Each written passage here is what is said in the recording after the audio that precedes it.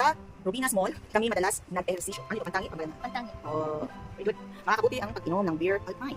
Milk o iba pang susustansyang inumin. Pantangi. Oh. Sabado ang regular na araw ng pag-ehersisyo namin. Pantangi. Sa halip na junk foods ay iba't ibang prutas ang aming kinakain. Ang banana. Perfect! Very good. Okay. Tahas, basal o lansakan. Ito, mas gusto ng pamilya kumain ng isda kaysa sa kanin. Ano ito? Huwag kang mulong, bubol ko. Tahas. Siguraduhin, lalakas na kumain ang pangkat ng mga lalaki sa pamilya. Lansakan. Sinasamahan ni inay ng pagmamahal ang kanyang mga niluluto, kaya talagang masarap. Basal. Okay, next. Ano ang dalawang uri? Uri.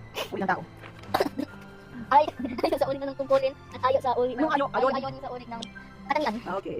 Next. Mga pangkaraniwang pangalan na nakikita at nahawakan karne sa gulay. Ano to?